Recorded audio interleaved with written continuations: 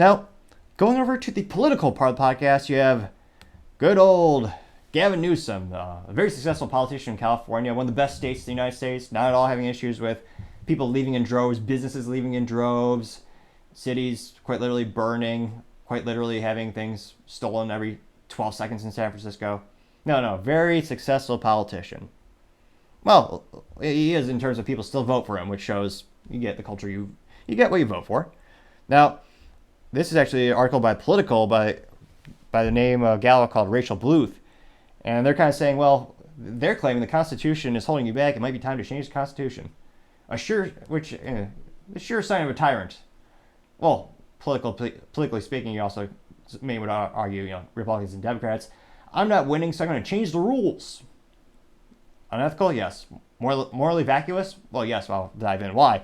Now, it looks like his latest proposal, he wants to have universal background checks, which again is the de facto gun registration, where the government would know conceivably everything that everyone has. Which Ted Cruz, to his credit, he did say, and I do believe him in the fact that there are only two reasons to have a gun registration list: is to tax them or to take them, which historically makes sense since every country since the dawn of time who has had a universal registration, that's exactly what they've done. And incidentally enough, that's exactly what governments do before they do the most corrupt, evil, morally vacuous, disgusting things that mankind's ever seen. Right before they do those evil acts, they disarm the populace every single time. And it's also the antithesis of the Founding Fathers. The Founding Fathers were pretty pro-gun, considering it's how we founded the country. And actually, they spelled it out pretty plainly that, yeah, all men are created equal. And by the way, the actual freedom to right to bear arms shall never. They should have really made it bold. They said it apparently shall not be infringed. Was not bold enough or simple enough for politicians. So it looks like they're claiming, Newsom is being. He feels a little hamstrung by the Supreme Court's interpretation of the Second Amendment, which is, the Supreme Court has also they ruled you cannot ban a gun in common use. Now, think common use. If over 50% of all rifles sold are an AR-15 pattern, that certainly qualifies for common use. Same thing with magazine capacities. Now, it looks like Newsom is rebranding. So, my evil act didn't work the first time. I'm going to rebrand it. Put new lipstick on this pig or lizard or whatever metaphor you like to choose. Now, it looks like he's no longer calling this a 28th Amendment. So it's exactly the same thing he's proposed before, but he's going to do something else because people are getting confused apparently about the 28th Amendment, and they're confused about gender equality. And it looks like he wants to change the law, specifically in terms of what they want to do in terms of destroying your freedom to keep and bear arms. They want to raise the age to purchase a gun from 18 to 21. This is at the same time that they want to lower the voting age, which is insane.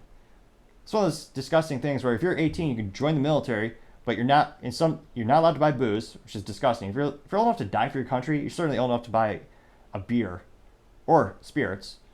But no, they have to have special rules. So it's one of those things where my 3 cents, again, it used to be 2 cents, but 40-year hyperinflation, got charged 3 cents. I should charge 4 cents, though it is free to click that subscribe button. Trying to get to 3,000 subscribers by the end of August, so greatly appreciate your help. But they're saying you want to be 21 in order to buy a gun, which again is disgusting because, again, if you're a legal adult in the United States, you can vote, you can pay taxes, you can die for your country, but no, you can't have a gun. That's disgusting. So they want to change it from 18 to 21. They want to have a minimum waiting period for a gun's purchase and delivery. Disgusting, unconstitutional, absolutely. Another great use case of Chicago. They've had that for years. Even the state of Illinois, they've had these 72-hour waiting periods for handguns. It was back in the day. I don't know if it's still like that. Thankfully, I escaped a long time ago. Now, has that helped Chicago out at all? No, of course it has not, because Chicago still is the same. Yeah, still the same crime rates and still the same people in charge for about the past 100 years. Now, they also want to ban assault weapons. So black guns scary. That's kind of a cliche Democrat talking point at this point. But when they say assault weapons, a lot of these include semi-automatics, which, again, that's a majority of every firearm manufactured today, even for the past 100 years. The only guns that they would allow would be bolt-action guns, which, don't get me wrong, bolt-action can be a fun thing. You also have a revolver, which, don't get me wrong, great community in terms of good old wheel gun. There's a lot of enthusiasts behind it. So Let's see, a bolt action, a revolver, and a lever action like an old cowboy gun. Now, that being said, of course, there's always a carve-out. The government can have whatever they want, but the peasants, you don't deserve the same respect. We don't respect you enough to actually have the ability to protect yourself from all, you're supposed to protect us from all enemies, foreign and domestic. So it'll be interesting to see, will this help him become the president? There's a lot of speculation. Is Gavin Newsom going to run? I mean, this is an interesting idea. Ban AR-15s. Just like Chicago. Chicago's done that for years. That's perhaps one of my favorite examples in terms of the backwards assness of all these bills or the ignorance of all these bills. They won't do anything but disarm.